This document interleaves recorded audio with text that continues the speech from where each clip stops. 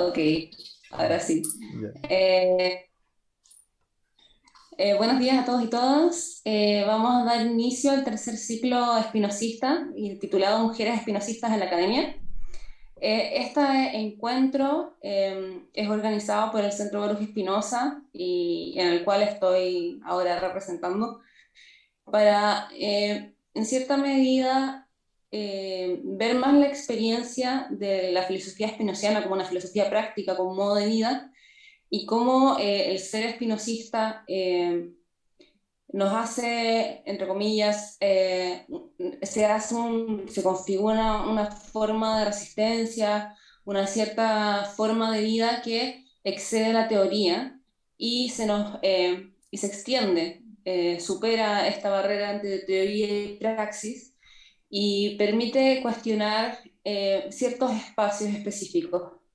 En este caso, el espacio de la academia, el espacio de la universidad, en donde el hecho de ser mujer y también de ser espinosista supone también diversas barreras que son cada vez más complejas de superar en la medida en la cual la universidad también ahora está inserta bajo ciertas políticas neoliberales y también patriarcales, con lo cual el hecho de ser mujer ya es, y espinosista, es una doble condición de cierta relegación. Por eso este ciclo quisimos enmarcarlo más desde la experiencia, desde de cómo uno se enfrenta a estos espacios. Pero específicamente cómo uno se enfrenta a estos espacios siendo espinosista, porque sabemos que Spinoza rechazó una cátedra en la Universidad de Heidelberg para defender su libertad de pensamiento. Entonces nos cuestionamos cómo enfrentarnos a estos espacios hoy. O sea, si Spinoza ya en el siglo XVII hizo este rechazo por defender su libertad de pensamiento, ¿cómo hacer hoy para defender esta libertad de pensamiento estando dentro de esta academia?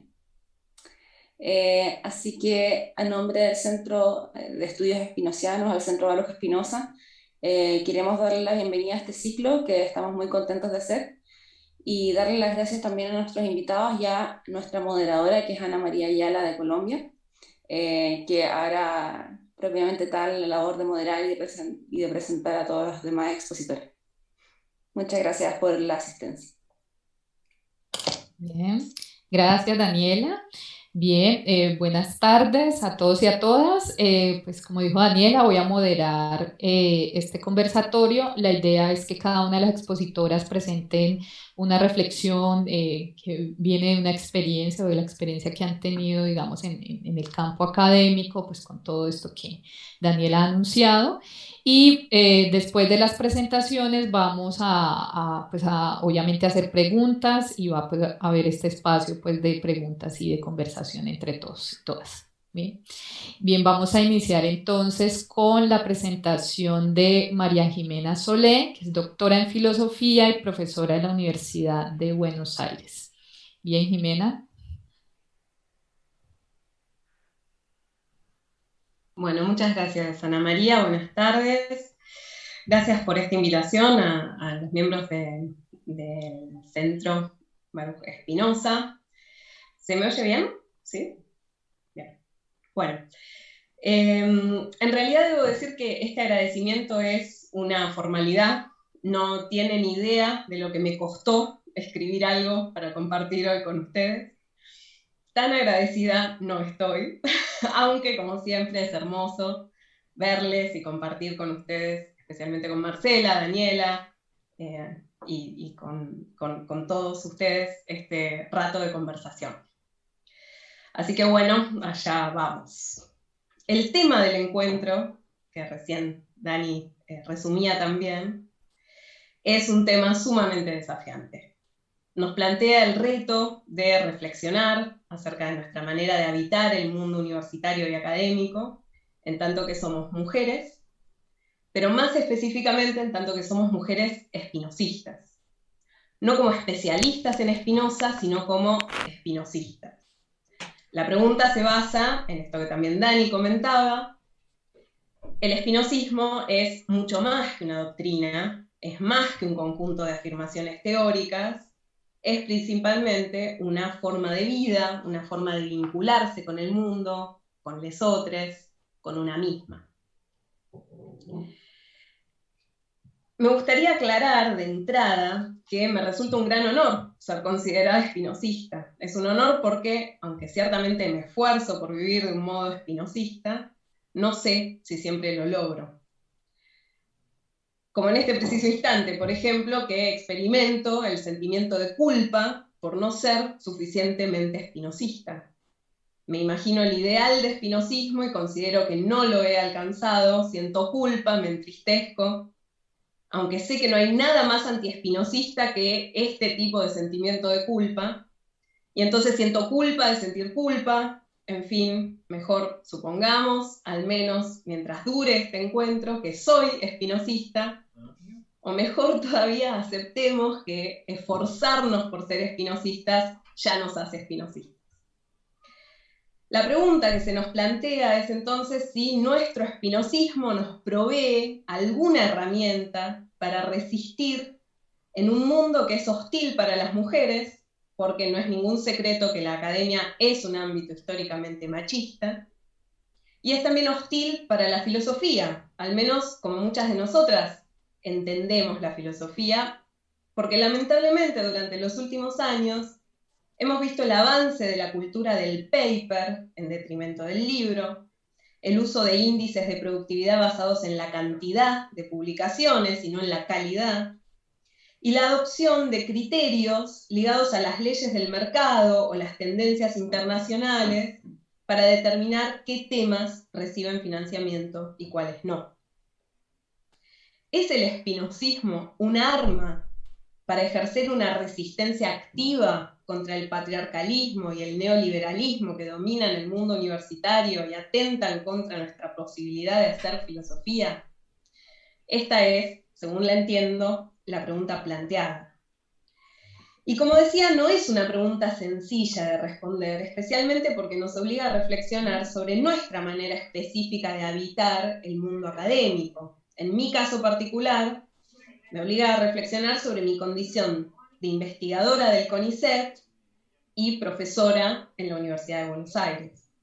Obliga a un autoexamen, una autocrítica, y esto nunca es sencillo, pero además es difícil porque en este punto en particular parece que Spinoza nos abandona.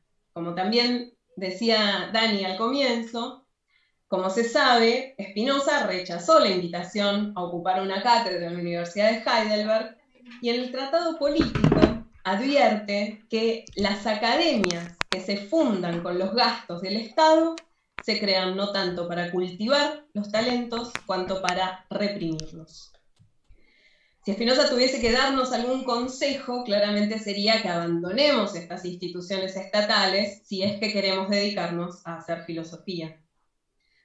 Acerca de la posibilidad de dedicarnos a la filosofía siendo mujeres, mejor ni le preguntamos. Puede ser que esto que afirma el tratado político, que las academias estatales tienen como fin reprimir los talentos, sofocar el pensamiento, sea cierto respecto de algunas instituciones y de algunos países del mundo. Y sin embargo, al menos en mi caso, la situación es muy distinta. Ser parte del sistema público de investigación y enseñar en la Universidad Pública de Argentina es lo que me protege tanto de la lógica del mercado como de los mandatos de género y los prejuicios culturales que jamás permitirían que una mujer argentina se gane la vida estudiando la recepción de Spinoza en Alemania durante el siglo XVIII y viajando a otras universidades a hablar de lo que ha estudiado, dictando seminarios sobre idealismo alemán y traduciendo textos escritos en letra gótica hace más de 200 años. En la medida en que soy mujer y no he nacido en cuna de oro, sin el CONICET y sin la UBA, sin la Universidad de Buenos Aires, mis posibilidades de ejercer libremente la reflexión filosófica y llevar adelante una vida académica serían nulas. Esto no significa que los organismos estatales a los que pertenezco sean idílicos y perfectos, para nada. Además del machismo institucionalizado y las exigencias de cumplir con índices de productividad a veces meramente cuantitativos, existen otros aspectos de la vida en la UBA y en el CONICET que resultan hostiles para las mujeres, aunque no exclusivamente para nosotras, como por ejemplo el eurocentrismo y el colonialismo cultural, el individualismo y la exacerbación de la competencia, el elitismo y el aislamiento respecto de la realidad sociopolítica, el menosprecio de problemas considerados más mundanos o cotidianos, y muchas más. En este sentido, la pregunta que anima este encuentro me interpela, me hace reflexionar críticamente acerca de mi manera de habitar estas instituciones que, si bien me permiten ganarme la vida y me dan muchas gratificaciones, en otros sentidos me resultan también hostiles y me presentan ciertos obstáculos. Si aceptamos que el espinosismo es principalmente una práctica, cosa que no solo acepto, sino que reivindico y defiendo en cada oportunidad que tengo, ¿qué significa ser una mujer espinosista en la academia? A pesar de que Spinoza, como ya se dijo, no quiso participar del mundo académico de su época, sí tuvo mucho que decir acerca de la especificidad de la investigación filosófica y acerca de las condiciones materiales y espirituales que son necesarias para ejercerla. Propongo entonces seguir este rastro y buscar en su manera de entender la filosofía las claves para pensar nuestro ser espinosista en la academia. Lo primero que encontramos cuando nos preguntamos por la concepción espinosista de la filosofía es un vínculo indisoluble entre filosofía y libertad. Como se sabe, uno de los principales objetivos del Tratado Teológico Político es distinguir la teología de la filosofía. La teología persigue la obediencia y se basa en la fe, en las historias. La filosofía, en cambio, busca la verdad y requiere libertad de pensamiento y de expresión. Para ejercer la reflexión filosófica, para buscar con honestidad la verdad, debe haber libertad y ninguna autoridad religiosa o política tiene derecho a ponerle límites. Allí donde hay coacción exterior, donde hay condicionamientos, presiones o limitaciones impuestas al pensamiento, no hay filosofía. Asimismo, nadie puede ser obligado a buscar la verdad, a pensar, a formar ideas. Filosofía y coacción se excluyen mutuamente. Ahora bien, la libertad no solo es una condición que hace posible la filosofía, sino que, según Spinoza, la búsqueda de la verdad, en la medida en que implica formar ideas verdaderas, es ella misma un ejercicio de nuestra libertad. La filosofía no se reduce, según Spinoza, a una contemplación puramente intelectual y pasiva de la realidad. La ética demuestra que concebir ideas verdaderas consiste en el ejercicio autónomo de la propia potencia de pensar. Concebir ideas verdaderas es actuar, es ser autónomo. Y eso es lo que Spinoza llama ser libre. Además, recordemos, este acto libre de pensar, que es una acción de la mente, va siempre acompañado de su correlato en la extensión, una acción libre del cuerpo. En este sentido, la filosofía como búsqueda de la verdad se revela como una práctica. Pensar ideas adecuadas es una acción libre que involucra al individuo completo, mente y cuerpo, y que además es transformadora. Nos transforma a nosotras mismas en la medida en que motiva afectos activos, genera alegría y eleva nuestro deseo, pero además, y aquí llegamos al punto clave para la pregunta que estamos intentando responder, la filosofía, así entendida, es una actividad transformadora de nuestro vínculo con los demás y con el mundo en el que vivimos. Como saben, en el Tratado sobre la Reforma del Entendimiento, Spinoza advierte que quien conoce la naturaleza, quien logra apartarse de las penurias de la vida mundana y deja de perseguir los bienes perecederos como fines en sí mismos para dedicarse a la investigación de la verdad, no solo encuentra un remedio para sus propios males, sino que experimenta también el deseo de hacer que muchos otros conozcan junto con ella. Este es uno de los aspectos cruciales del espinosismo, al menos como yo lo entiendo.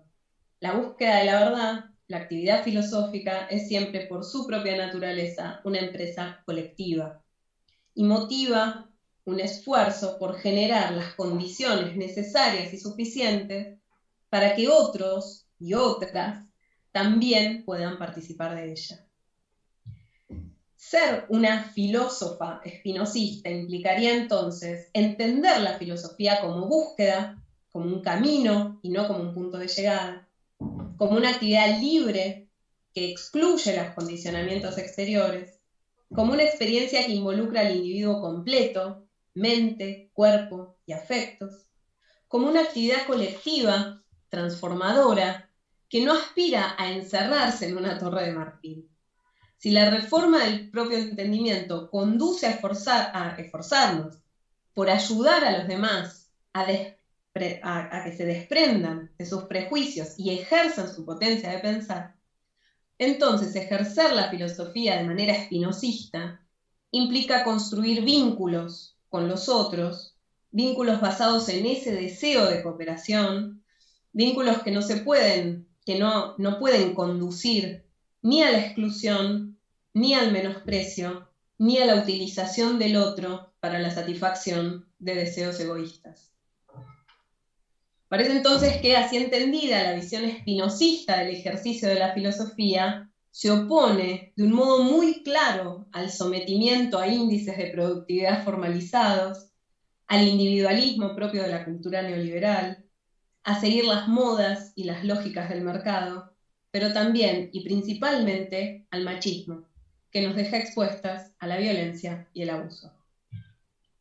Si bien, como decía, las instituciones en las que desarrollo mi vida profesional presentan algunos de estos rasgos de hostilidad hacia las mujeres académicas y presentan obstáculos para ejercer la filosofía entendida de un modo espinosista, afortunadamente también dejan suficiente espacio como para que lo intentemos.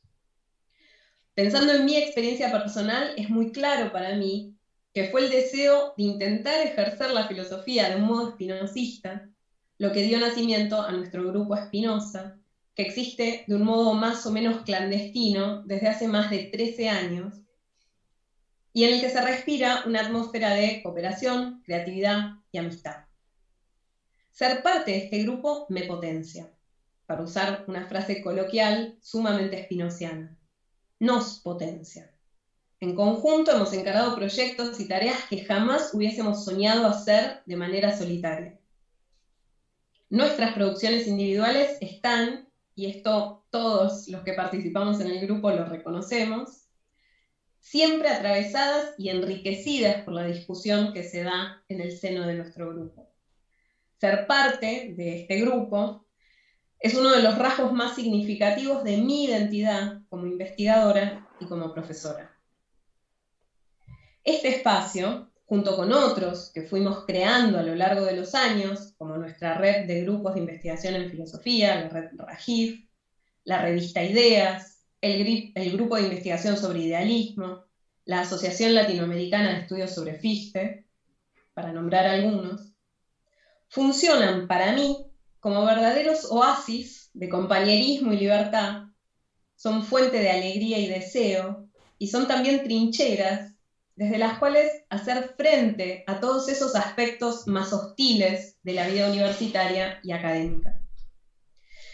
Así, para ir concluyendo, si tuviera que responder a la pregunta inicial, ¿es el espinosismo una forma de resistencia en el mundo académico? Diría que sí. Y en ese sentido me arriesgaría también a decir que en la medida en que nos exhorta a buscar estrategias para generar estos espacios en los que se den las condiciones que nos permitan ejercer nuestra propia potencia de pensar, esto es, espacios de libertad y de amistad, el espinosismo es un gran aliado en nuestras luchas como mujeres. Eso es todo. Muchas gracias. Muchas gracias, Jimena. Bien, vamos a seguir con Marcela Rosales. Marcela es doctora en ciencia política y es profesora de la Universidad Siglo XXI de Argentina. Bien, Marcela, te escuchamos. ¿Tienes el micrófono silenciado? Listo. Bien. Buenas tardes a todos. ¿Se escucha bien? De acuerdo. En primer lugar, me gustaría agradecer a los integrantes del Centro Baruch Spinoza por su gentil invitación a compartir esta mesa con Jimena y Daniela, lo que es para mí un honor y una alegría, conociendo la dedicación y el amor de ambas por el estudio de la obra de Spinoza, de la cual me considero apenas una lectora persistente e irreverente, que lo incomoda una y otra vez con interrogantes contemporáneos, apelando a la afortunada inactualidad de su fe. En segundo lugar, en relación al tema general que nos convoca, quisiera comenzar diciendo que la relación entre mujer y academia me interpela de manera directa desde la época en que era estudiante de filosofía hasta el día de hoy. En mi escritura, en el ejercicio de la docencia, en la formación de docentes en las cátedras, la dirección de un programa de investigación y el ejercicio de esta misma.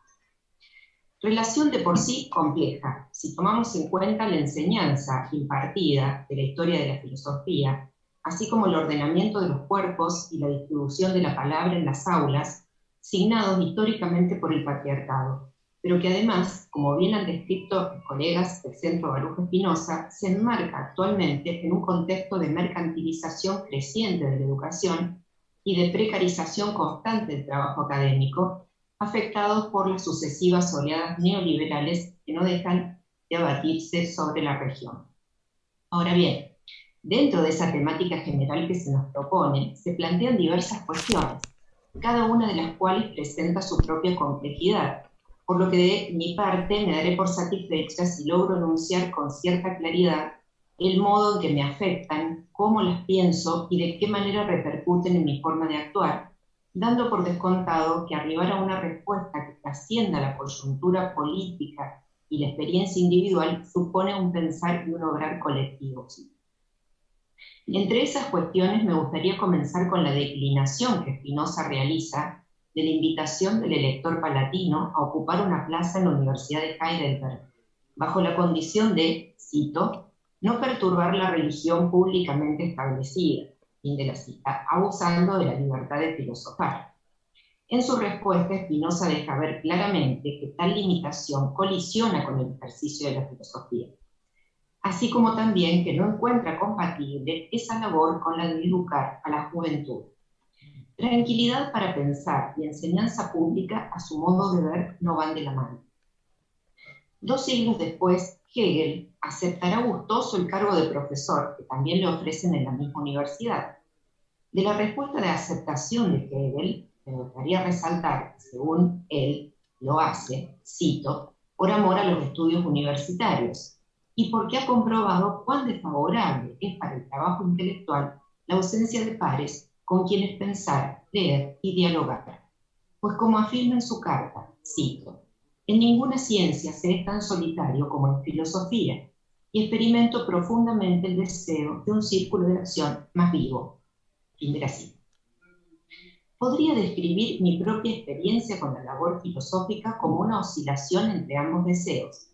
El espinociano de la libertad para pensar, disponiendo de la tranquilidad necesaria, a resguardo de intereses facciosos y del afán pasional de contradecir, que, como dice Spinoza, conduce a profundas divisiones, así como también el anhelo hegeliano de contar con el espacio académico necesario para el intercambio de ideas y afecto con los pares.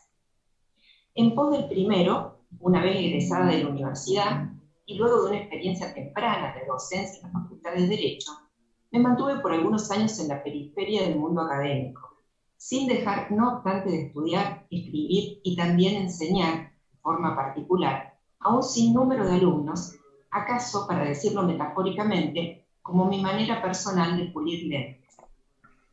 En pos del segundo, esto es, la necesaria compañía, el diálogo y el afecto de los pares, regresé nuevamente a la academia.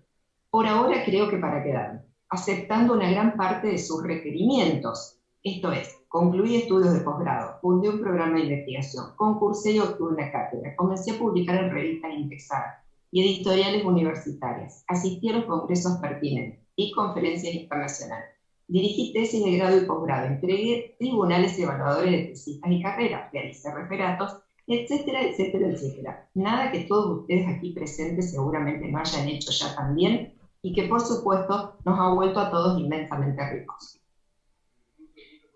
Ahora bien, como señala Mayeret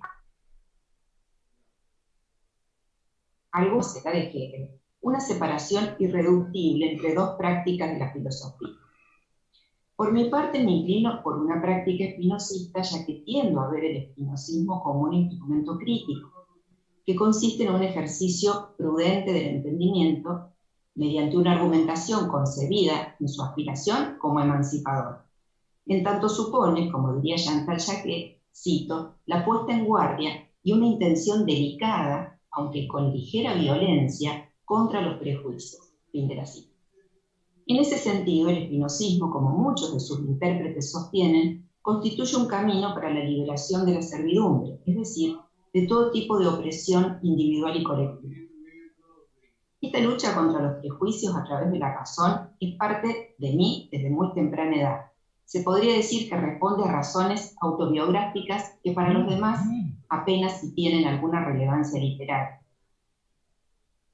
Pero este ejercicio del pensar, a mi modo de ver, no es nada si no va acompañado de una práctica denodada, paciente, persistente y resuelta contra la misología, que cunde en nuestro aplanado modo de vida presente, orientado a la inmediatez mercantil. Este ejercicio crítico del entendimiento contra la misología, contra todo dogma, contra toda teología en sentido amplio, no meramente religioso, entendido como actividad reflexiva que pone de manifiesto tensiones, complejidades, dudas, interrogantes, aspiraciones, reivindicaciones, utopías, etc., puede ser pensado, tiene que ser pensado, como posible también dentro de un espacio académico. Pero entonces, ¿cómo debería ser este? ¿Cuáles deberían ser las condiciones para el espinosismo en la academia? Esta es una de las preguntas fundamentales que nos convocan a esta mesa, y precisamente porque se trata de pensar espinosianamente, la respuesta habrá de ser gestada de manera colectiva. Lo que sí podemos decir es que esta cuestión no es nueva. Por mencionar apenas un ejemplo, mientras releía hace poco la dedicatoria al poeta danés Martin Andersen del libro Spinoza, un bosquejo de su vida y de su influencia, su autor, Fritz Mauner, escribe, cito, usted fue un proletario antes de convertirse en el poeta del proletariado. Baruch de Spinoza fue a lo largo de su vida un pobre pulidor de cristales mientras buscaba la verdad, para sí y para los restantes mortales sin ánimo de lucro. Usted no toma demasiado en serio la laboriosa erudición de las universidades estatales, y Spinoza fue tan libre, tan absolutamente libre, que él, el pobre trabajador manual, rechazó convertirse en profesor titular y bien pagado. Al rechazar el puesto de profesor, le preocupaba la posibilidad de perder su libertad de pensamiento y expresión como funcionario de una institución científica. Hasta ahí esa cita, y agrega luego, a propósito de una conversación anterior con el poeta, lo siguiente, cito, estoy completamente de acuerdo con usted en que la universidad popular del futuro no puede ser un vaciadero de la universidad actual, ni tampoco una limosna para el pueblo, sino una contrauniversidad, una revisión de los fundamentos de todas las ciencias. Fin de la cita. Destaco de esta última el concepto de contrauniversidad, imaginada como una universidad popular que debería, según Mauner, ayudar a encontrar en todas partes el fundamento crítico del conocimiento, específicamente realizando una crítica del lenguaje y tomando a Spinoza como figura inspiradora. Pues bien, para una posible contrauniversidad o universidad popular del futuro cercano a nuestros días, cabe preguntarnos, como se nos propuso para esta mesa, si el espinosismo es un modo de resistencia, una estética desde donde enfrentarse activamente al machismo institucionalizado, a su lengua, con mayúscula, históricamente excluyente. Se nos pregunta en ese sentido cómo hacerle frente mediante una política de los afectos y la potencia. De nuevo, la respuesta habrá de ser colectiva, pero sin duda no será posible lograrlo reproduciendo la lógica patriarcal y colonial del silenciamiento, la subalternización, la estigmatización, el etiquetamiento diferenciador multiplicado al infinito con propósitos cancelatorios, la persecución, la exclusión, etcétera, etcétera. De otro modo, como el personaje kafkiano de Informe para una academia, que me acompaña desde hace un tiempo en mis escritos sobre Hobbes y Spinoza, el mono Pedro el Rojo, terminaremos por salir de una jaula para entrar a otra. Una crítica del lenguaje, entonces, en el sentido amplio que le atribuyo de lengua que produce y reproduce servidumbres. Habrá de prestar atención, por ejemplo, a las nuevas modalidades de microfascismo, que circulan de manera velada detrás de la cultura de lo políticamente correcto, censurando la libertad de pensar, disentir, expresar, bajo la supervisión de una especie de policía moral que opera amparada en el anonimato de las redes, pero cuyos efectos se extienden hasta las aulas. Si bien es cierto que Spinoza excluye del espacio público explícitamente a las mujeres, así como a los mudos, los niños, los interdictos, los servidores, los dementes, esa multitud otra, que llamé alguna vez, no puede negarse, como nos hace ver Eilem Kanaslam, que la teoría espinosista de los afectos, conjuntamente con el nominalismo y el secularismo de lo que se vale para destruir la concepción metafísica de una supuesta esencia humana universal, hace posible vislumbrar una perspectiva capaz de derribar oposiciones binarias, identidades fijas y etiquetas de género. Afirma Eilem, cito: la preocupación principal de Spinoza acerca de la ontología humana no es el ser sino el obrar. Su concepto de la esencia humana está más relacionado con el devenir que con el ser. Nos esforzamos constantemente por asegurar nuestra preservación. Hacemos todo para lograrlo, y es solamente ese acto lo que tenemos en común. Sin embargo, cada uno experimenta este esfuerzo de manera diferente según sus propios afectos corporales. Cuantos más cuerpos y almas piensan en ellos, más esencias humanas hay. No hay una esencia, sino siempre esencias en plural. Y esto significa la completa destrucción de la teoría tradicional de la esencia, que es indiferente a las expresiones singulares. Hasta ahí esa cita. Y más abajo agrega, con un toque delicadamente poético: nuestros afectos son principalmente pasiones. Por nuestra condición existencial, es decir, en razón de nuestra experiencia corpórea, estamos constante y necesariamente actuando sobre y por los otros. Nuestra afectividad no está solamente determinada por la capacidad de nuestros propios cuerpos, sino también por la fuerza de los cuerpos externos. Cuando Spinoza dice que el alma es la idea de un cuerpo existente en acto, debemos notar que esta idea compleja siempre postula simultáneamente tanto la presencia del poder de este cuerpo como la presencia del poder de los cuerpos externos que actúan sobre él. Cada nuevo encuentro o experiencia trae consigo una posibilidad afectiva y un modo de existencia que son únicos y singulares, puesto que hay tantas clases de deseo cuantas clases de alegría, tristeza y amor, etc., y consiguientemente, dice Spinoza, cuantas clases hay de objetos que nos afectan. Dice la autora, y dado que nuestro deseo es nuestra esencia, cuando amamos o deseamos, nuestra esencia a veces fluctúa, a veces evoluciona, pero siempre cambia. No tenemos identidades estables, sino una multiplicidad de modos de ser abiertos al mundo. Y finalmente nos convertimos, en cierto sentido, en aquellos o aquello que deseamos. El yo, como locus subjetivo de afectos y afecciones, está siempre repleto de otros. Yo es otro, je est un autre, como dice el poeta. Hasta ahí la cita, larga pero poética. Esto me parece un buen punto de partida para una contrauniversidad capaz de revisar no solo los fundamentos de todas sus ciencias, esto es la narrativa y la práctica hegemónica de las mismas, mediante un ejercicio crítico, llevado adelante si es preciso, con delicada violencia contra dogmas y prejuicios, sin perder de vista que una institucionalidad que hace posible la libertad de pensar y expresar lo pensado es siempre la manifestación de la potencia singular de una multitud libre, y no un orden creado para servir a unos pocos, unas pocas o unos pocos.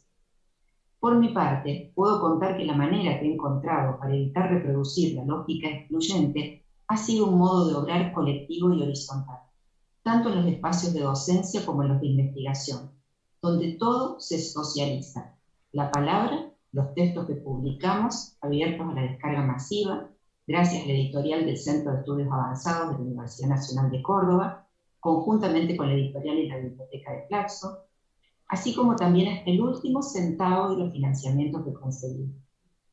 Aunque debería decir financiamientos que consigue la colega con la cual acompaño las aventuras del equipo, ya que yo me reconozco absolutamente incapaz de afrontar exitosamente los requerimientos burocráticos para obtenerlos. Por último, aquello para lo que menos capacidad de respuesta individual tengo, quizás por lo que acabo de reconocer. ¿Se puede pensar el esposismo como un modo de resistencia y actividad frente a las políticas neoliberales y económico-políticas de la universidad en la era del capital humano? Digo esto último en el sentido que le da Rodríguez Freire cuando sostiene, cito, el neoliberalismo de Schultz, Becker, Friedman y los Chicago Boys en general ha radicalizado la comprensión de los sujetos como agentes económicos mediante el dispositivo de capital humano, que ha intentado hacer del mercado una forma de vida que excluye cualquier otra, social, cultural, etc. Pues el capital humano es literalmente la transformación del ser humano en una máquina, o como señaló Schultz en una conferencia que dio en Chile en 1962, la transformación de cada ser humano en un capitalista o un emprendedor, cuestión que se logró primero al transformar el saber en un bien de consumo y luego al hacer de cada decisión y elección una inversión. Hasta ahí la cita. Me pregunto si es posible plantear una resistencia como docentes, como escritores, como investigadores, que se diferencie de lo que Benjamin llamó el rutinero revolucionario, aquel que renuncia a introducir innovaciones en el aparato de producción que lo vuelvan favorable al socialismo.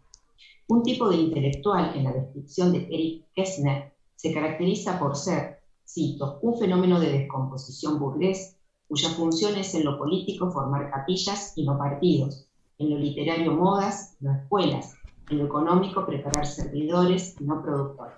Fin de la cita. Una clase de intelectual que, cito, hace gran ostentación de su pobreza y convierte el vacío total en motivo de fiesta, es decir, entretenimiento para el público, que es la mejor manera de instalarse cómodamente en una situación incómoda. Fin de la cita. Traigo aquí a colación el texto de Benjamin, el autor como productor, pues se trata de una ponencia presentada en París en 1934 ante el Instituto para el Estudio del Fascismo. Y por mi parte, considero que el fascismo societal contemporáneo, que nada deja sin desterritorializar, se extiende también hasta la educación y el trabajo académico. Frente a esta situación sería un error, como lo era ya en la época de Benjamin, creer que se lo puede combatir solamente produciendo textos, como una expresión del espíritu libre. Pues, cito a Benjamin, el espíritu que se enfrenta al fascismo confiado en su propia fuerza milagrosa desaparecerá. Fin de la cita. En términos actuales, entiendo entonces que la resistencia tendría que plantearse en términos no de individualidades, sino de singularidades, en un sentido spinoziano, como individuos colectivos capaces de crear una institucionalidad académica incluyente que sea expresión de su potencia. Esto es, una contrauniversidad popular del presente que pueda conjuntar enseñanza pública y libertad de pensar de manera crítica para hacer frente a los imperativos deslocalizantes del posfordismo que en clave neoliberal subsumen toda creación humana y todo trabajo colaborativo bajo la lógica del capital. Hasta ahí lo que había escrito, y como para cerrar, tomando algo que decía Jimena que a mí también me pasó, esto de si soy suficientemente espinosista o no, si soy espinosista para empezar o no, quizás podría pensarse ahí tomando un poco lo que leí de Ilem, que hay tantos espinosismos como personas afectadas en la alegría por su lectura. En ese sentido, sí, de alguna manera somos espinosistas por lo que leemos y por cómo nos ha afectado en la manera de ejercer la docencia, etc. ¿No? Y otra cosa que no puse en mi relato, pero después podemos conversar, es que esta cuestión de la mercantilización de la educación ha llevado a que me vaya constantemente de un montón de universidades públicas y privadas, porque en la medida en que siento que no dignifican todo lo que doy, que no es meramente dar clases, sino que es muchísimo, en afecto, en dedicación, en formación de otras personas, en inclusión, etc., pues me voy. Primero planteo el reclamo y luego me voy. Así que ya no me van quedando universidades en las cuales trabajar. Actualmente estoy en una universidad privada que, si bien tiene el nombre empresarial en su nombre completo, Universidad Empresarial del Siglo XXI, me ha dado una gigantesca libertad de cátedra y de acción me ha permitido introducir textos de lo más polémicos y discutirlos y dialogar y abrir el juego, que es mucho decir en una universidad y que no sé, sería una cuestión de analizarlo en detalle si tuve esa libertad cuando trabajé en la Universidad Nacional, en la que estoy, por cierto, en la parte de posgrado. Bueno, hasta allí y muchas gracias por el espacio. Gracias, Marcela, por tus palabras. Bueno, tenemos un pequeño problema porque Daniela, que iba a exponer, tuvo un problema técnico, no sabemos si se quedó sin datos, porque pues ella estaba como fuera de su casa, entonces no sabemos qué ocurrió, pero pues la idea es abrir el espacio de preguntas. Yo tengo una pregunta para iniciar y pues la idea es que conversemos aquí también con los presentes, los participantes y las participantes, y pues si Daniela llega, pues le damos la palabra a Daniela, ¿sí? Entonces, bien. Eh, Escuchando a Jimena y a Marcela, pues se me vino una pregunta. Yo soy profesora del departamento de pedagogía, una escuela de ciencias de la educación, y pues obviamente hay que estar pensando no solamente si se quiere, la función y todas las actividades que nosotros hacemos en términos, si se quiere, investigativos, académicos, por parte, digamos, del cuerpo de los profesores y profesoras, sino que también hay que pensarse esto de la educación, ¿no? En general, ¿sí? Como la educación en términos de lo que dicta, digamos, los estamentos, en el caso, digamos, los ministerios de educación de los diferentes estados, ¿cierto? Entonces, yo quisiera saber si de pronto, más allá de que Spinoza, esta cita, este fragmento que nos habló, del que nos habló Jimena en el Tratado Teológico Político, donde pues le tira bastante feo a las instituciones públicas, bueno, es pensar si Spinoza, el tema, digamos, de la educación es importante, digamos, en la filosofía o en el pensamiento más bien de Spinoza. Entonces quisiera pues como abrir el espacio de preguntas con eso. Sería una pregunta que pueden contestar las dos. Bueno, gracias Ana María por la pregunta. No sé, puedo empezar diciendo algo yo y la dejamos descansar a Marcela un poquito. Sí, sí. Sí, creo que la cuestión de la educación es uno de los temas que a mí me quedaron sin abordar como de un modo explícito, quizás en lo que escribí para compartir. Pero algo que tuve en mente todo el tiempo también mientras reflexionaba sobre esta difícil cuestión, la educación aparece en la obra de Spinoza, sobre todo en el Tratado de la Reforma del Entendimiento, cuando, o sea, inmediatamente después de decir, bueno, el esfuerzo por conocer la verdad implica también un esfuerzo porque otros conozcan con nosotros, y eso conduce a, en primer lugar, fundar una sociedad, ¿no? Una sociedad en la cual se garanticen condiciones de vida que permita dedicarse a pensar, ¿no? Dedicarse al ejercicio de la filosofía, a conocer, digamos, al despliegue de todas nuestras habilidades, tanto en el ámbito de la extensión como en el ámbito del pensamiento. Y ahí aparece la educación de los niños como algo importante, ¿no? Como una condición también para la libertad, para la felicidad, para la vida plena. Ahí aparece esta consideración de un modo explícito. Después, de un modo implícito, podemos pensar que Spinoza se dedica toda su vida a ser educador, ¿no? Y por más que él, es cierto, no va a Heidelberg, y es en el Tratado Político donde aparece la cita que leía, él tiene una posición crítica respecto de las instituciones que estén o financiadas por dinero del Estado o por dinero de la Iglesia, ¿no? Cualquier institución que tenga una afiliación ideológica, para él implica un límite a la libertad de pensamiento, y en eso tenía razón, o sea, en su época era así. La invitación a Heidelberg incluye una advertencia explícita en la carta en la cual lo invitan, ¿no? Le dicen, bueno, acá usted va a tener una vida digna de un filósofo, salvo que las cosas no sucedan como esperamos. Algo así es la frase literal que aparece en la carta que le envían, ¿no? Esa es una advertencia. Bueno, usted va a tener una buena vida, va a vivir bien, pero tiene que aceptar las reglas de nuestra institución. Y en esa época las reglas de la institución o sea, no incluían la libertad de cátedra. Eso es algo que es muy posterior en la historia de la universidad.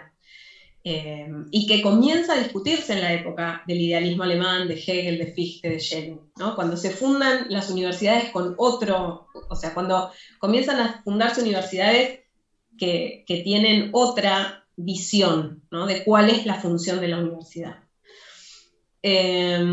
Entonces, la cuestión de la educación para Spinoza me parece que es central en su vida, o sea, es central en su tarea, es algo que podemos ver no solo en su biografía y en el tipo de actividades y de vínculos que tenía con discípulos y con círculos de colegas, con los cuales también estableció como intercambios de ideas y intercambios de saberes.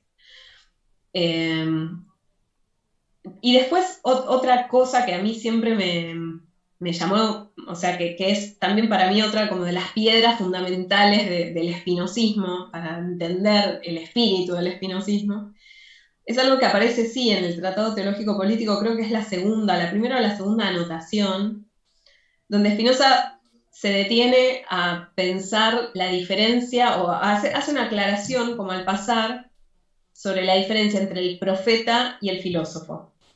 Y ahí dice que cuando escuchamos a un profeta, no nos transformamos en profetas. O sea, no tenemos la misma experiencia que tuvo el profeta. Pero cuando escuchamos a un filósofo, nos transformamos en filósofos.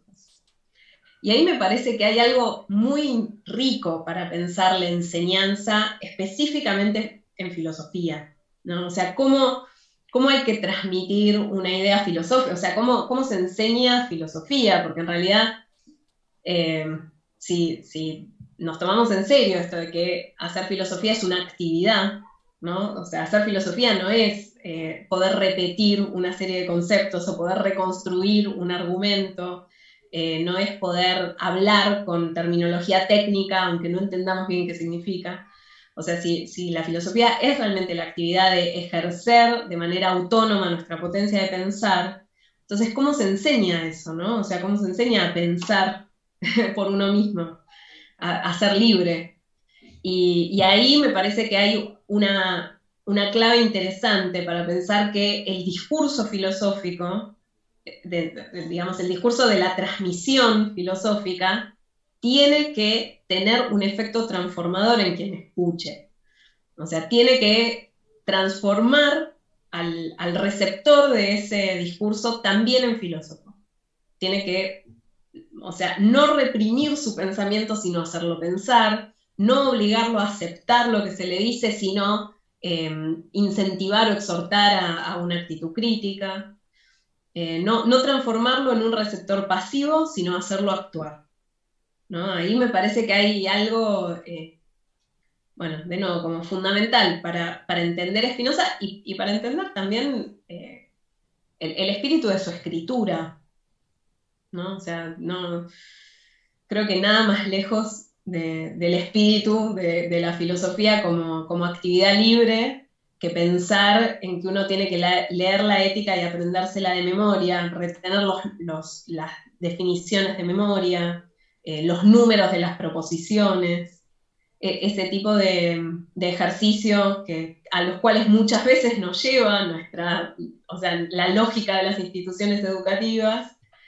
Son muy anti-espinosistas y son muy antifilosóficos, me parece, ¿no? Y Spinoza nos lo recuerda permanentemente. Creo que, bueno, eso.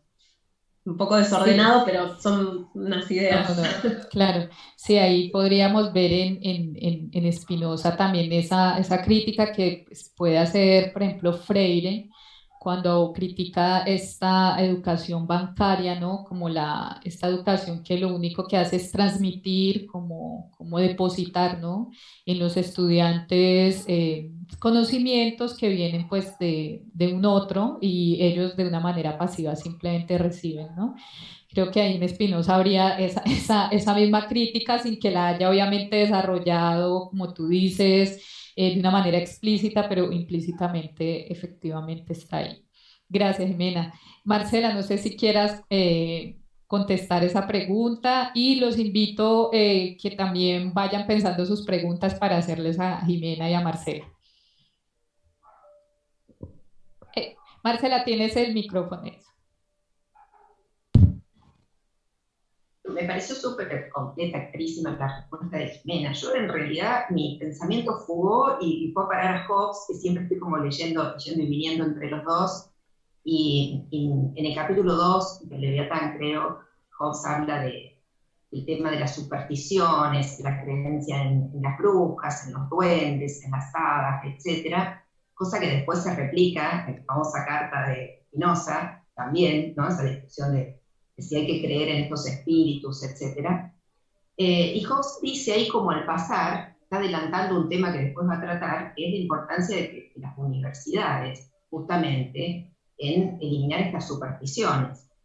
Y lo dice, lo explica ahí brevemente, en el sentido de que, contrario a lo que se cree, las universidades, eliminando todas estas supersticiones, dentro de las cuales también encuadra la escolástica, por cierto, contribuirán políticamente a que la relación entre el poder y la obediencia sea mucho más fluida, digamos, mucho más directa y no forzada por la coacción.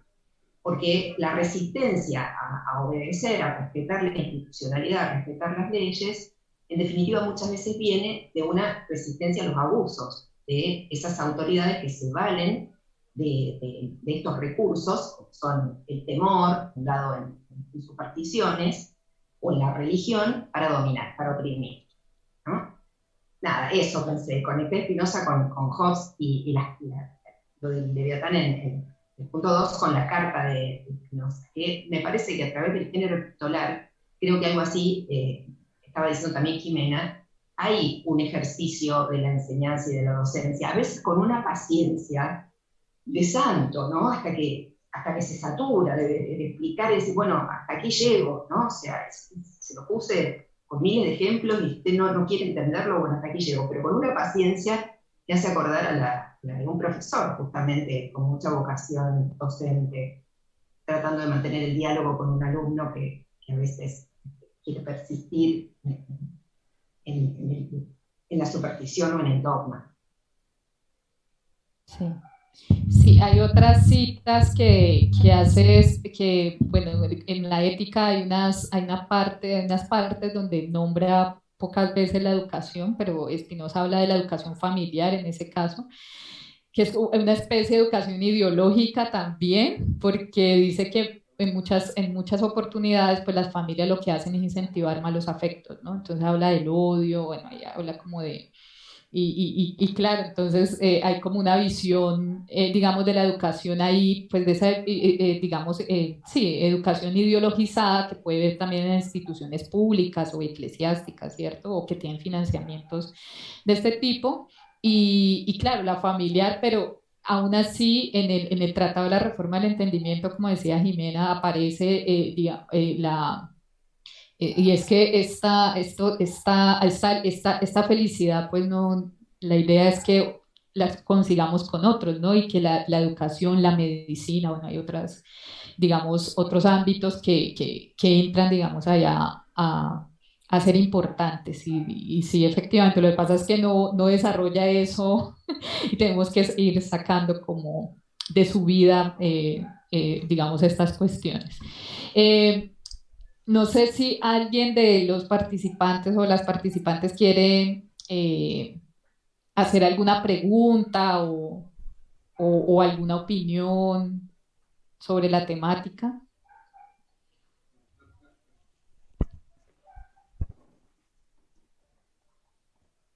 No, por ahora.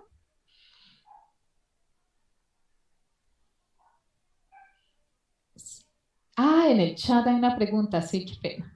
Sí, bueno, aquí hay una pregunta, no la había visto, la voy a leer, ¿sí? Dice, buenas, no, es de Gonzalo. Buenas noches a todos y muchas gracias a todas las ponentes por sus preciosas presentaciones. Me gustaría formularles la siguiente pregunta, disparada principalmente por la mención que hizo Jimena a prácticas machistas presentes en las instituciones académicas y estatales donde ella realiza su trabajo. Mi pregunta sería, ¿cómo y desde dónde se podrían formular críticas a estas prácticas? Que, perdón, mi gato se saltó el computador. Vuelvo a la pregunta, ¿cómo y desde dónde se podrían formular críticas a estas prácticas? A priori se me viene a la mente la división kantiana, sobre el uso privado y público de la razón, pero habría una posición de efectuar esta labor crítica diferente y estrictamente espinosista. Crítica o resistencia e institución podrían ser pensadas conjuntamente por el espinosismo. Muchas gracias. Bien, una pregunta que puede contestar pues, Bueno, cualquiera. yo aquí puedo, no sé, Gonzalo, si estás ahí, tenés tu micrófono para activar, si podés, porque no entiendo del todo bien la pregunta. ¿Desde dónde se pueden hacer estas críticas? Creo que desde todas partes se puede hacer la crítica al machismo de las instituciones, pero por eso creo que no estoy entendiendo bien la pregunta. Y tampoco entiendo la referencia a Kant. Ahí te veo, Gonzalo. Hola, perdón, Hola. estaba en mi casa un poco atareada.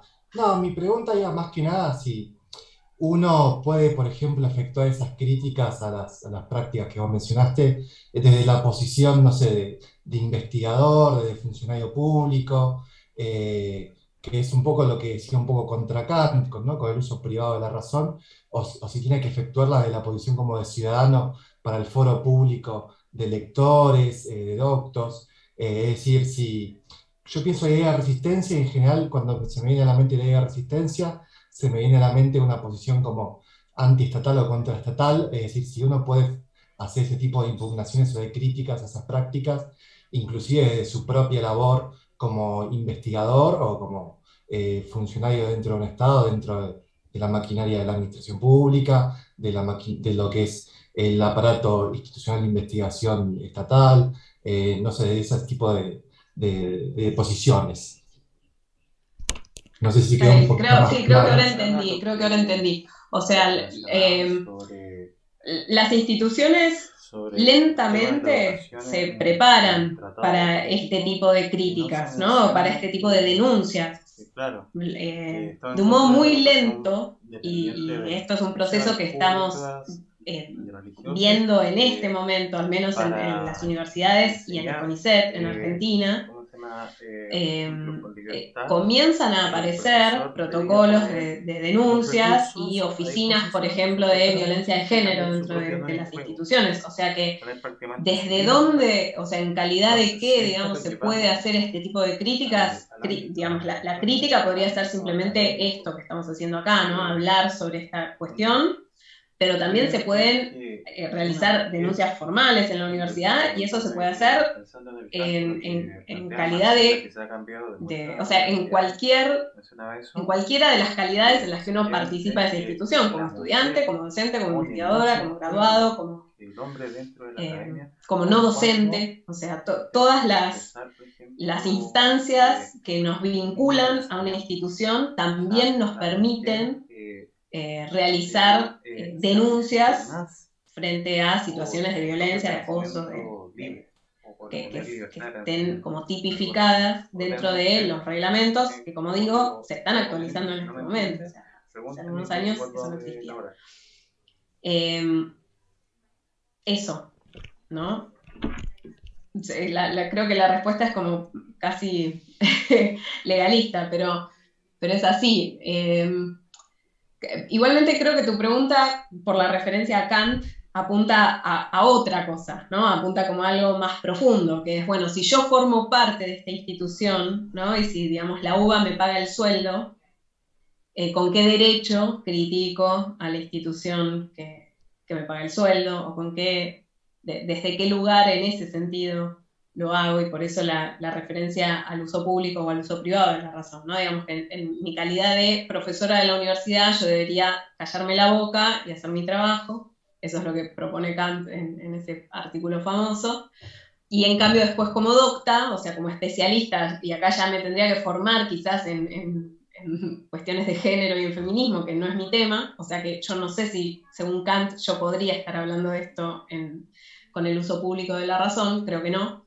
Tampoco podría estar hablando, porque según Kant hay que escribir, y solamente por escrito se pueden formular las críticas, o sea que yo acá lo que haría es quemar ese artículo de Kant y olvidarnos de esa distinción entre uso público y uso privado de la razón, porque no conduce a nada bueno y no conduce sobre todo a una vida institucional sana y habitable para todos. Así que más bien a Kant lo dejaría, olvidaría ese artículo que él mismo olvidó, o sea, nunca más en toda su vida vuelve a recuperar esa distinción entre razón pública y privada. Y lamentablemente es algo que quedó muy, muy vinculado a su posición y sobre todo a su concepción de la ilustración, que es mucho más rica que lo que aparece en ese artículo. Así que ese artículo y esa distinción sobre todo creo que no nos sirve, por lo menos para pensarnos como actores o actrices en nuestro caso, dentro de una institución que puede ser mejorada. Bien. No sé si Marcela quiere contestar a la Está de pregunta de acuerdo en que hay que Gonzalo. olvidar ese artículo, ¿no? Podemos debatir.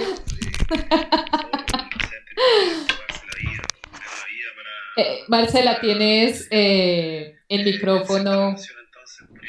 Anita, sos vos la que hace. Yo después sigo hablando como si estuviera conectada. Por supuesto, sí, coincido. Además, diría que mi posición fortiana, se podría decir, es que donde están involucrados derechos, la cuestión es siempre política, no moral. Esa es mi posición, digamos. O sea, empezar a calificar como del ámbito privado, que se vincula a un posicionamiento moral o a un criterio moral, es intentar despolitizar algo que es político. No agregaría mucho más. Y sí agregaría algo más. Creo que también, ya lo dijimos un poco en las dos lecturas que hicimos con Jimena, que por eso ella ahora agrega otra cosa, pero creo que el camino no es necesariamente el tema de la denuncia, que eso es cuando ya ha habido concretamente una transgresión, y a veces una transgresión en los términos que hasta ese momento la razón pública define. Lo que creo es que otro tipo de prácticas que se adelantan a esas situaciones son las que se vienen dando de a poco, paulatinamente, y transformando el espacio universitario para bien. Tengo miles de pequeñas anécdotas que por ahí algo aclaran. Por ejemplo, dando clases en la Facultad de Sociales, en la nueva acá en Córdoba, Ciencia Política y Sociología, un par de años atrás, en un momento de una clase en la que estábamos todos muy enardecidos, discutiendo Maquiavelo, Hobbes y Spinoza, una alumna fastidiada me dice, pero profe, dice, ¿por qué siempre los varones tienen la palabra? ¿No? Era un curso como de 300. Entonces yo le dije, a ver, no es que yo les dé la palabra, ustedes le están dejando la palabra cuando no participan o esperan para decir algo. No esperen, tomen la palabra. Y bueno, ese tomar la palabra simbólicamente es algo que se viene dando a través de otros procesos, digamos. Y hay mucho para pensar ahí en cómo transformar ese espacio de convivencia, podría decir. En el texto también hice referencia a la famosa historia de la filosofía, cómo se imparte tradicionalmente, qué nombres quedan silenciados, etc. En la Escuela de Filosofía, concretamente en la Nacional de Córdoba, como alumna me tocó vivir en un tiempo en el que estos cambios no se daban, todo lo contrario, y donde ejercer la palabra era una cosa muy rara, muy rara. Las mujeres dificultosamente lográbamos tener una palabra que contara dentro del aula, tanto para los compañeros como para los profesores. Hablaba una alumna, una estudiante de filosofía, y era ignorada, digamos. O sea, no había repercusión, etc. Con lo cual, las que éramos un poco cautas, preferíamos no hablar hasta que tuviéramos algo sumamente brillante para decir, no vaya a ser cosa que nos sienten. Bueno, este tipo de cosas que no sé, no son denunciables, complicaban mucho la posibilidad de tener un espacio realmente de libre pensamiento y de libre expresión espinosiano. Eso viene cambiando. Muchas gracias, Marcela. Bueno, Paz tiene la palabra. Hola, ¿qué tal? Gracias.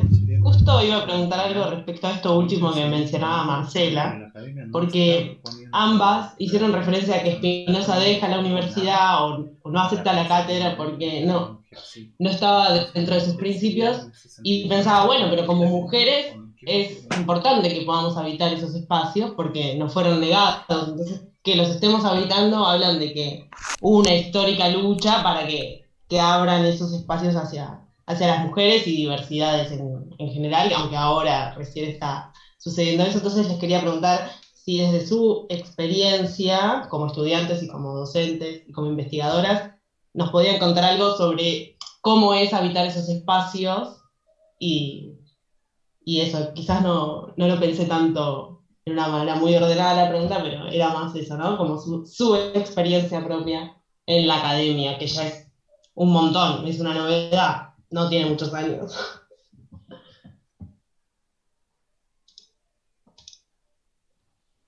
Sí, gracias, Paz, por la pregunta. Marcela recién contaba algo, y a mí eso también me ha sucedido muchas veces.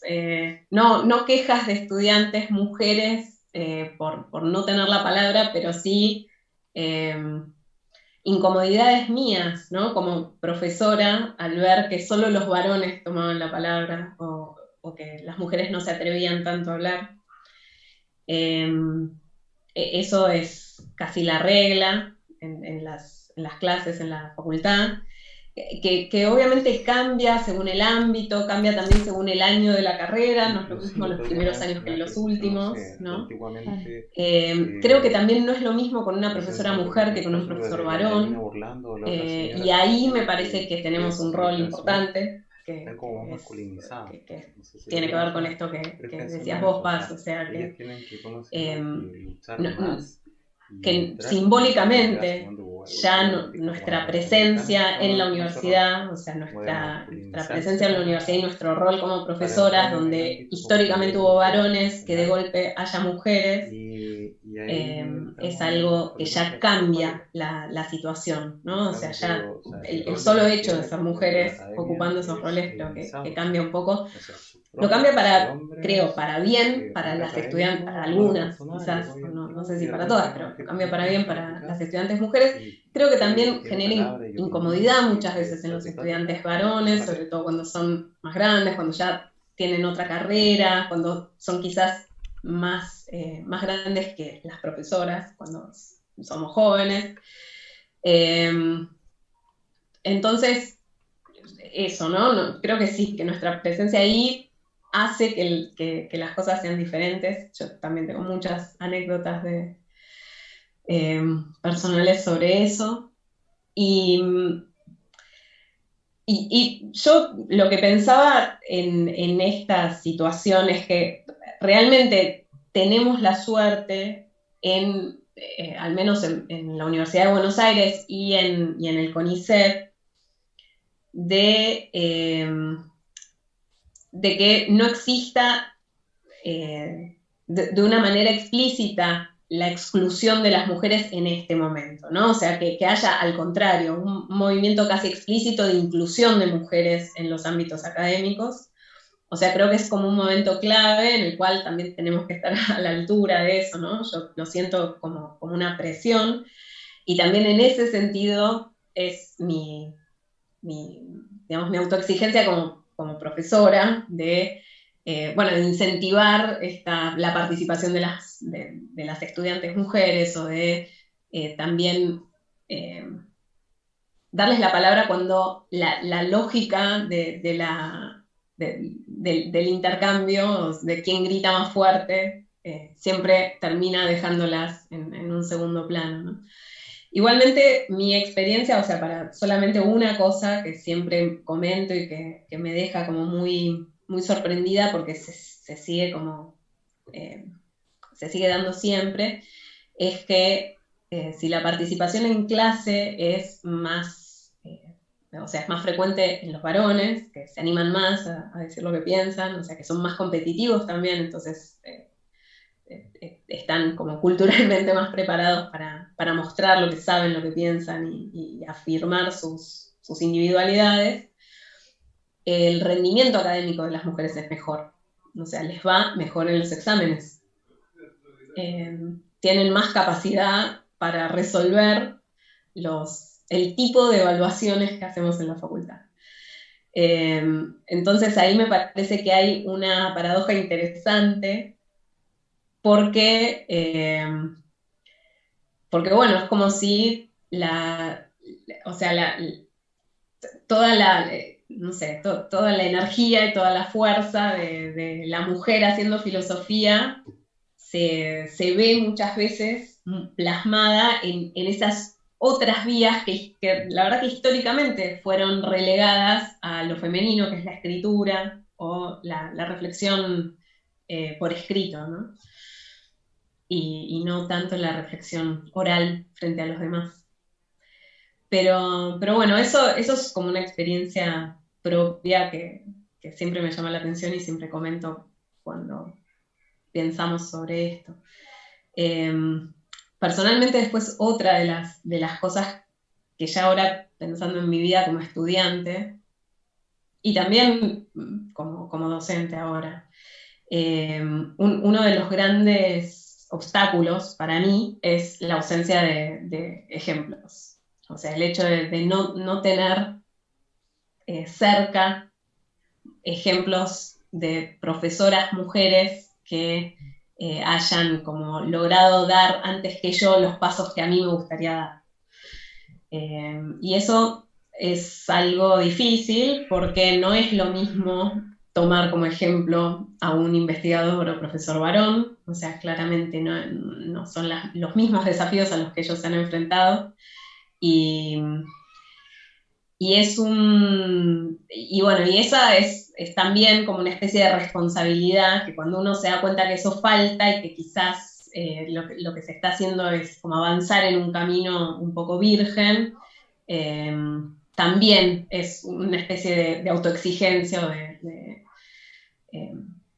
bueno, sí, eso, de ser consciente de que quizás esos lugares no fueron llenados aún, pero deberían ser llenados y que quizás es nuestra generación la que debería llenarlos y funcionar como un buen ejemplo, ¿no? Y no, o sea, y ser también muy conscientes de no emular ejemplos de los que no permitieron que las mujeres ocupen esos lugares antes que nosotras.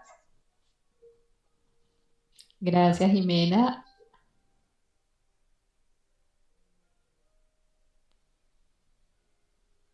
Y bueno, agregaría para más, ya un poco creo que lo que dije antes quizás sirve para su interés, pero sumando a lo que dice Jimena, me pasó lo mismo, que no tenemos diferentes mujeres para, digamos, seguir esa huella y como afianzarla para los que vinieran después. De hecho, en la cátedra en la que entré a trabajar, cuando egresé de filosofía, había una profesora a cargo, pero la forma que tenía de ejercer la docencia, de participación en aula, de la investigación, etcétera, reproducía, a mi modo de ver, prácticas claramente machistas. Una cátedra de la que me fui. Como dije, acostumbro irme. Primero planteo el reclamo, si el reclamo no es escuchado, ahora me he ido acostumbrando y aprendiendo también con el tiempo a que los cambios no se realizan a través de un solo individuo, es decir, una cosa que se la ya en el espíritu, que puede transformarlo individualmente, sino que los cambios se hacen de manera colectiva. Así que de allí en más, en cada institución donde trabajo, como docente, trato de incluir, formar, tanto alumnos como alumnas, pero incentivar mucho a las alumnas a que se sumen, a hacer ayudantías, a hacer adscripciones. He llegado a tener hasta 6 alumnas haciendo ayudantías, más de lo que estaba permitido, pero bueno, igual Y en esos espacios, por supuesto que también los varones son bienvenidos y trabajamos colectivamente muy bien. Tengo actualmente un grupo de lectura que se llama Para leer el Leviatán, donde en realidad leemos bastante Spinoza también, y por supuesto textos contemporáneos, y está bastante repartido. Hay más mujeres que varones, pero bueno, digo, se puede trabajar muy bien. Yo lamento eso, no haber tenido también ejemplos, modelos que me hicieran el camino un poco más fácil. Igualmente, en muchos de los lugares donde pude trabajar como docente, la puerta, eso puedo decirlo con agradecimiento, me la abrieron mujeres. Entré a trabajar a la Católica con una profesora mujer, entré a trabajar en Derecho gracias a una profesora mujer. Entonces, bueno, en la actual no tenía ese contacto, pero digamos, el tribunal que me evaluó estaba conformado todo por mujeres.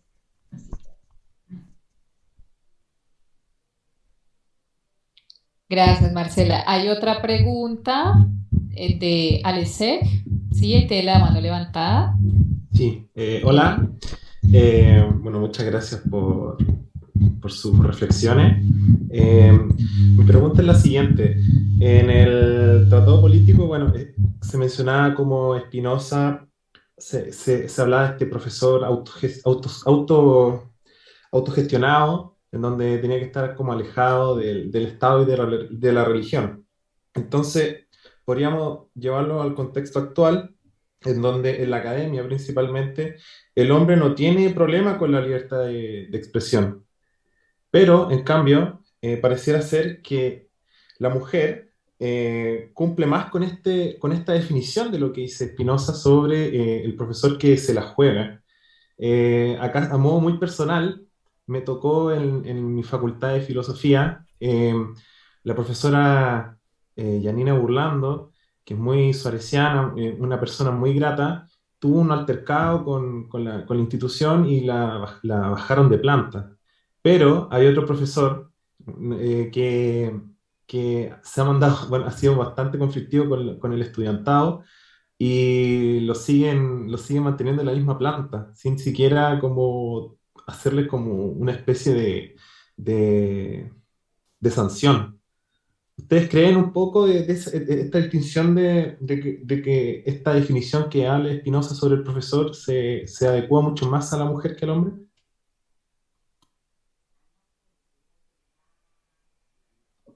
Y es difícil tu pregunta porque hay que generalizar demasiado, pero en principio yo diría que la situación se comprueba en casi todos los ámbitos institucionales, y la desigualdad en el trato y la desigualdad ante, digamos, el reglamento, es algo muy habitual. No, eh, o sea, esto que vos decís, ¿no? Digamos, frente a, a un comportamiento similar, supongamos que es un comportamiento similar, la mujer es sancionada y el varón es perdonado, se le hace la vista gorda. O sea, acá estamos llenos de varones a los cuales se le hace la vista gorda, se les permite permanecer en sus cargos y se les sigue otorgando reconocimientos y se sigue como alimentando el poder que tienen, cuando en realidad todos sabemos el tipo de prácticas que sostienen y que defienden, ¿no? Y que justifican. Entonces, no, la verdad es que lo que me decís no me sorprende en lo más mínimo. Creo que eso se puede ver en todas las instituciones. No sé si esto que dice Spinoza entonces se aplica más a la mujer o no. Creo que definitivamente en ámbitos en los cuales eh, las mujeres ejercen la libertad de pensamiento, hay mucho más riesgo para las mujeres que para los varones. Eso estoy bastante segura de que es así. Pero porque, bueno, culturalmente no, o sea, nuestra sociedad es muy machista en todos sus ámbitos y también la universidad lo es. No, una mujer que dice lo que piensa, en general es muy antipática, autoritaria, mandona, ¿no? Eh, Loca. Y un varón que dice lo que piensa es, en cambio, un profesor respetado. Eso nos ha tocado vivirlo lamentablemente en carne propia y muy cercana, creo que a todas las que estamos acá. creo que muy lentamente eso comienza también a ser visto por otros, ¿no? Y también a ser reconocido como abuso, como violencia institucional, desde nuestras perspectivas. Antes ni siquiera había un nombre para detectarlo. Creo que de a poco sí, y de a poco, colectivamente, como decía recién Marcela, las cosas irán cambiando. Pero bueno, estos son cambios muy profundos y por ahora lo que nos toca es resistir, o sea, resistir del modo que se pueda. Marcela, ¿quieres contestar algo? Lo mismo que Jimena no me sorprende. Luchamos todo el tiempo con esto, incluso para arribar a los cargos, ¿no? O sea, la mujer todo el tiempo tiene que estar demostrando en una autoexigencia inmensa su valía, ¿no? No solo en el estudio, en producción, en publicaciones, etcétera, y aún así, a veces en los concursos no alcanza, porque lo que hay detrás es una especie de cofradía masculina que de alguna manera asegura que el resultado no va a ser estrictamente imparcial. Esto pasa todo el tiempo. Por más que te esfuerces y tengas todos esos requerimientos que mencioné que se imponen actualmente para cotizar, ¿no? El trabajo académico, a veces no funciona para las mujeres, ¿sí? Más que nunca es un engaño esto del mérito individual cuando lo que se pone en juego son estos lazos como de corporativos o de cofradía masculina. No me extraña, pero sí es cierto que viene cambiando. Yo tengo esperanza en estos espacios que uno va abriendo, ¿no? Grupos de lectura, grupos de investigación, en el caso, contaba Jimena, de editoriales, espacios editoriales donde se hacen revistas, donde se publican libros, etc., donde las mujeres ocupan roles importantes. Y dentro de la docencia también formar, ¿no? Futuras docentes, profesoras, ¿no? Porque bueno, considero que es muy probable que hagan lo mismo a su vez. Bien. Recordaba ahora que con la pregunta pues, anterior que eh, Spinoza dice que hay cosas que se condenan en el vulgo, ¿cierto? Que no, o sea, lo mismo lo puede hacer, digamos, una persona del vulgo y otra persona, pues, de la, digamos, la clase económicamente alta, o en su tiempo, pues, que tienen cargos nobiliarios y esto, y pues pueden hacer la misma acción y uno va a ser juzgado, digamos, diferente, ¿no? Al vulgo se le condena más fuertemente, ¿no?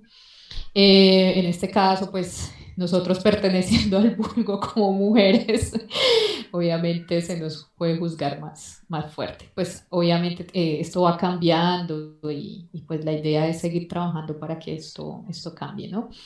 Bueno, no sé si haya una pregunta final.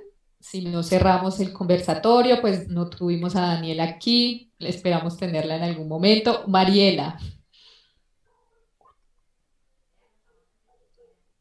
Hola, hola, hola a todas. Hola, Mariela. Hola. Una disculpa que no pueda prender la cámara ahora porque mi señal está un poco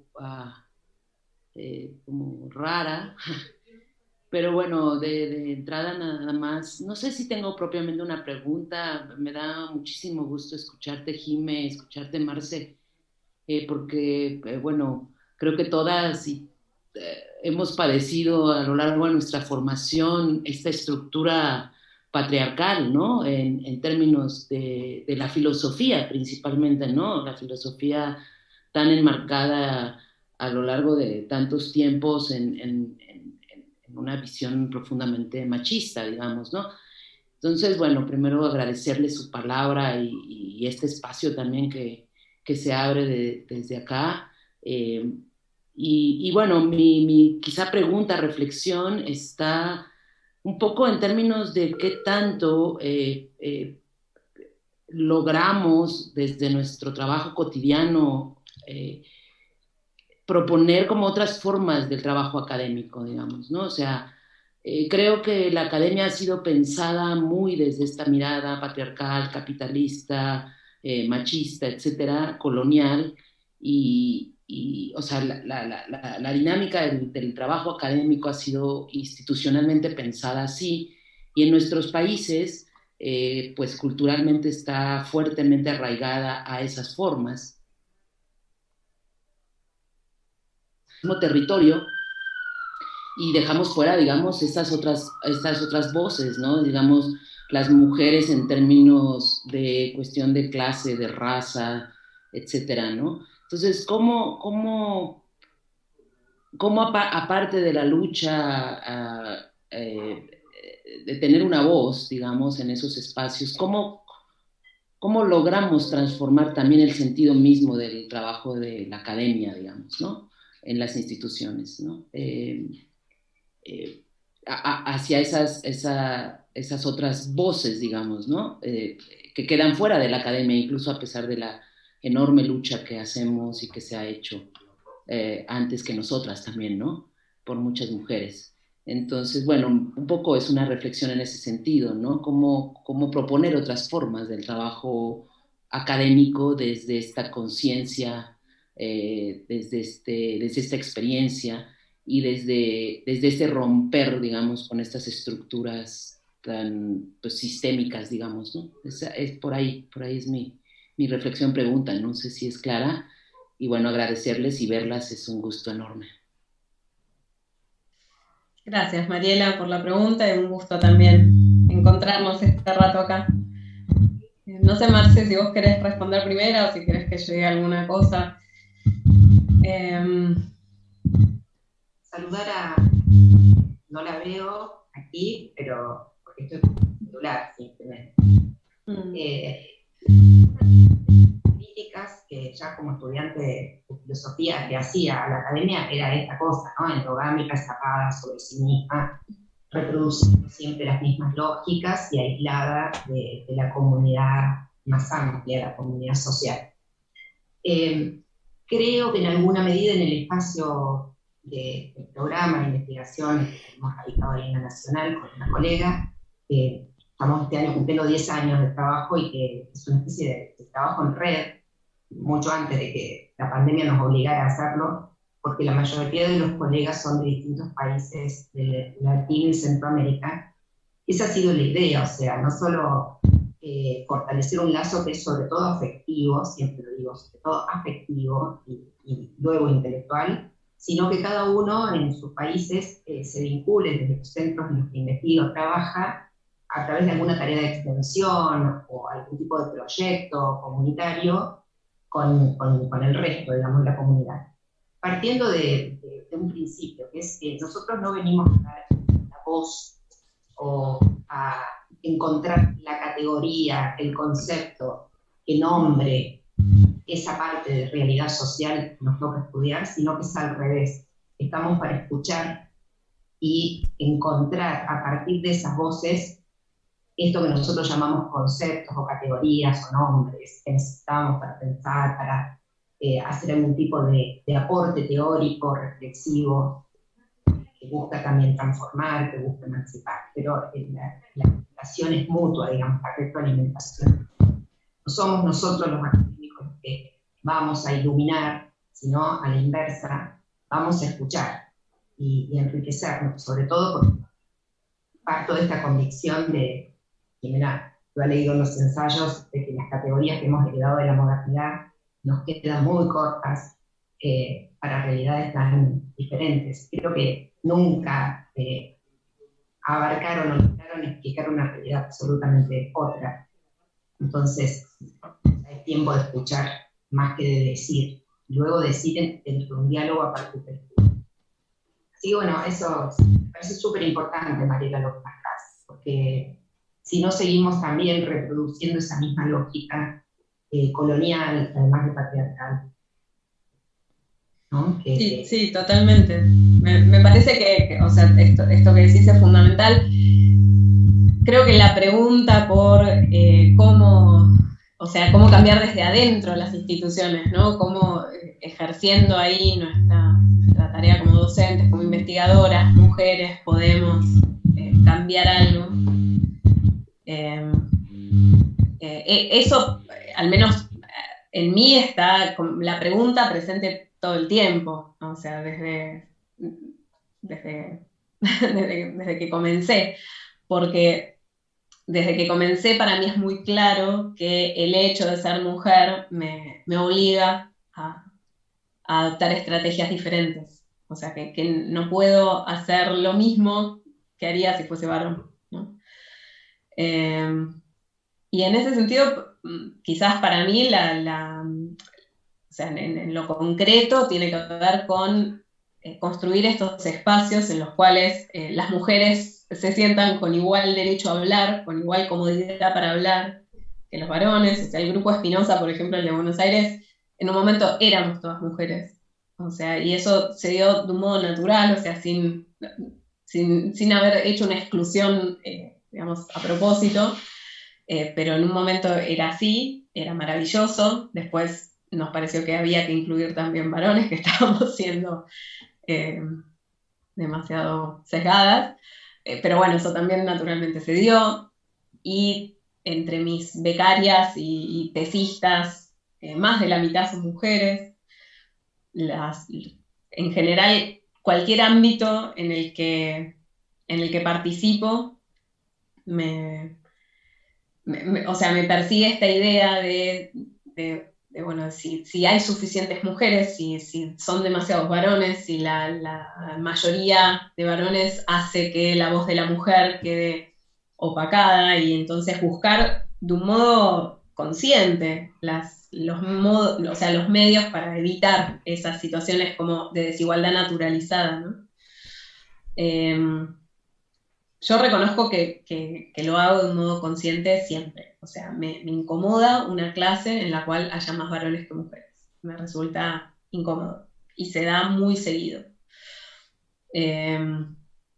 Entonces, también de un modo consciente intento como siempre balancear eso. Y bueno, si hay 10 manos levantadas y una es de una mujer, le daré la palabra a la mujer, porque en general son menos, hablan menos, se animan menos. Entonces, eso, ¿no? Generar esos espacios y esos momentos en los cuales también la voz de la mujer pueda ser escuchada, porque me parece que parte de mi función como docente y como investigadora mujer es esa. Pero bueno, también tengo como la sensación y la certeza de que todo lo que hago es insuficiente, de que no es mi función como individuo. O sea, que como individuo las cosas no van a cambiar, o sea, que puede ser que se palíen un poco, pero que no será el camino del cambio, ¿no? Sino que eso es resultado de una acción colectiva, y por suerte y afortunadamente en todas las instituciones en las que estoy, lentamente se van conformando estas colectivas feministas, o colectivos que adoptan una perspectiva de género crítica para pensar las propias lógicas institucionales y para cambiarlas desde adentro, ¿no? No como una destrucción, sino como una reforma para mejor. Pero bueno, es una tarea por hacer, ¿no? Creo que es una tarea por hacer, y este tipo de conversaciones como las que tenemos hoy me parece que contribuyen mucho a eso. Bien, gracias, Jimena.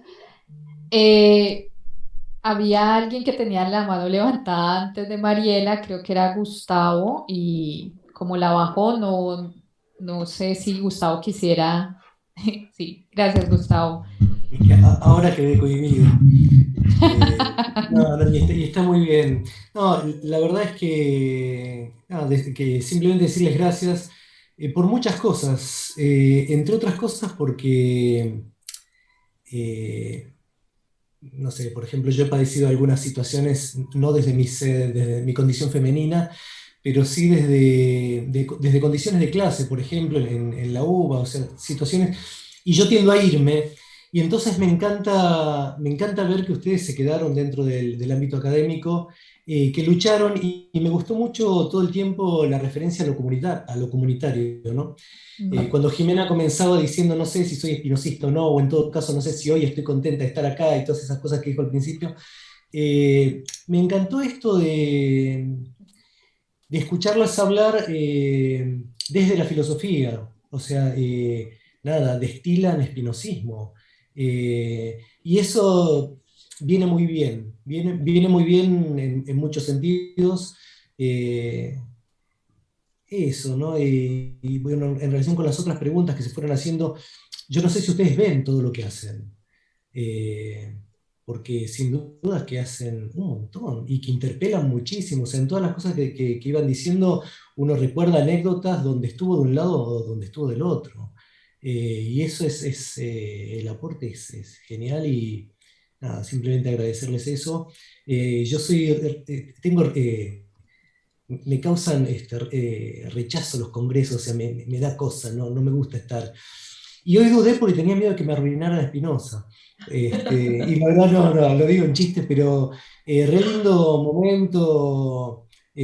Nada, fue un placer escucharlos. Y escucharlas y ver lo que han hecho y lo que están haciendo. Eso genera muchas cosas lindas. Entonces, eso, decirles gracias por todo eso. Muchas gracias. Gracias a vos.